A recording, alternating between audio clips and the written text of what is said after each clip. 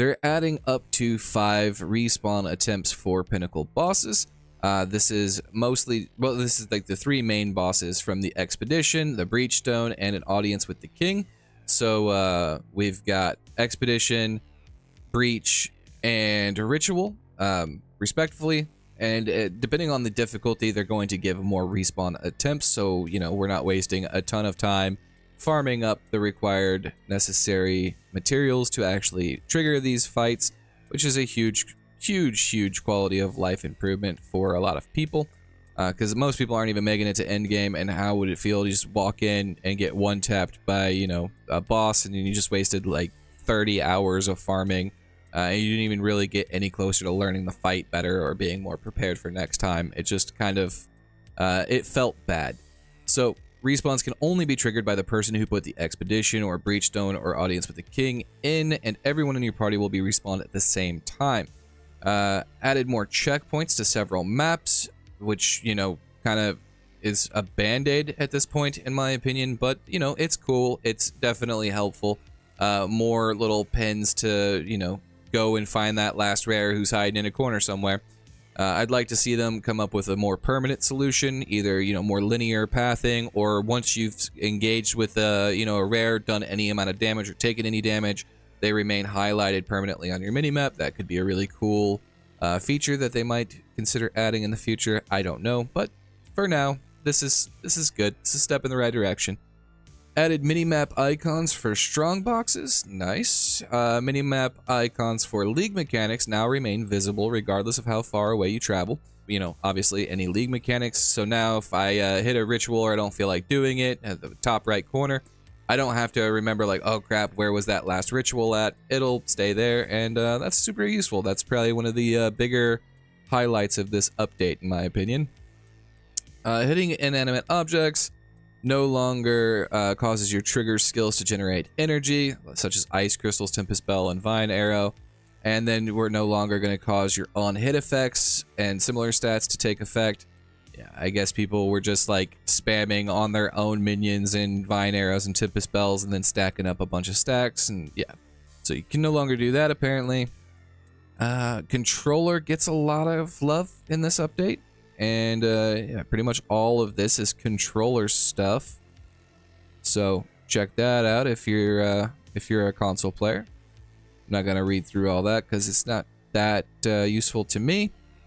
You can now change the name of your Path of Exile 2 characters or swap the names of 2 of your characters. You can access through the My Account page. By the way, if you want to read this in the entirety, there will be a link to this patch notes in the description of this video.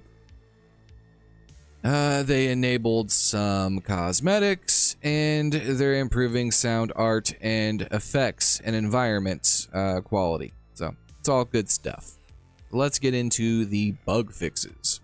Fixed a bug where you would lose access to the map device when migrating out of solo self-found. That seems like, you know, account breaking kind of stuff there. Fixed a bug where the Trial of Sekima's boss, Zaraka, I don't know, I've never said that name in my life.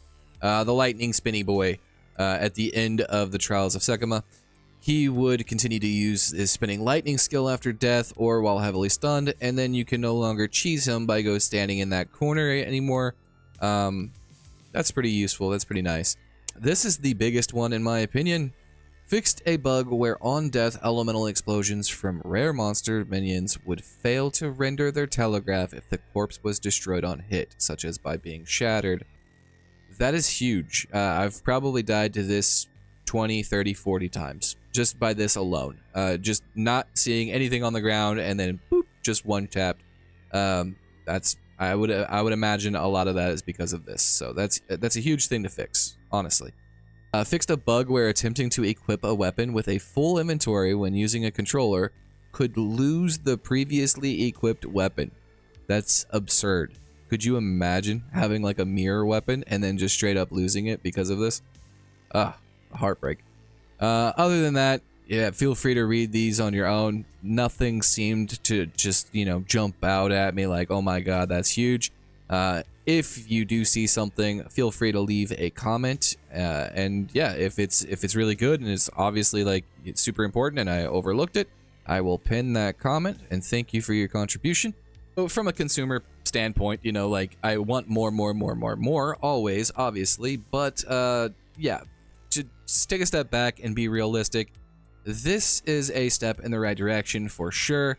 It's showing that they're like, you know, trying to get a nice, proper foundation set in place. And it kind of gives us a peek into their mindset of like what's important to them, what do they value, and what are they really focused on. So currently, the majority of this is endgame, as it probably should be, because endgame, in my opinion, is lacking pretty severely at this point. And a lot of people are finally making it to endgame because we're a month into early access at this point. And yeah, it needs some love for sure. I'm still not a fan of softcore feeling like hardcore with the whole one and done nonsense, but you know, it's probably a skill issue, right? Like get good scrub, getting one shot off screen by a white pack, and then losing hours and hours of progress because of some, you know, stuff. Yeah, it's a skill issue for sure. I'm stupid for not liking that and feeling like my time was wasted. Passive aggressiveness aside, other than that, I feel like they've really done a good job with catching controller up. I feel like you guys got your loot filters finally online. You're getting some love here. This was a much better update for console than PC. But yeah, adding more checkpoints to maps is always nice. So whenever you do inevitably not kill that rare 2 feet from the entrance, and then you have walked 6 miles away, yeah, maybe you have, you know, a nice checkpoint somewhere close by. I still feel like if a rare hits you or you hit a rare, you do any damage exchange in any way, that rare should just have an icon that pops up that stays there permanently. I think that would solve a lot of people's issues with backtracking. But, you know, who am I? I'm just some dude who plays the game. Other than that, yeah, this was a little bit lackluster. It's good stuff. Don't get me wrong. I'm not being ungrateful. I think it's good stuff. Them persisting on the minimap is pretty huge. I'll give it that. I would have liked to have seen a Waystone tab. Personally, I think that would be very useful. And yeah, I understand. They're working on things. There's always next patch. We'll see where they go. I have the utmost faith in GGG's ability to surprise me with just like really creative solutions, and their problem solving is on a whole nother level. So GGG has always impressed me with how they've decided to change things, fix things, and adapt to situations. And I understand their need to kind of tiptoe. It's very, you know, it's very early into early access, and they can't make any ridiculous leaps, you know. As soon as they give us 3 portals forever in our Waystones, they don't get to be like, oops, never mind, sorry, we take that back. So they have to be incredibly careful with what they give and how much they give and how quickly they give it. So yeah, it's just a waiting game, and hopefully next patch continues in the same direction as this one. Thank you guys for hanging out. If I missed anything that you think was important, please comment it, and yeah, we'll get that pinned up for everybody else to see and better educate and inform everyone. Other than that, enjoy the game.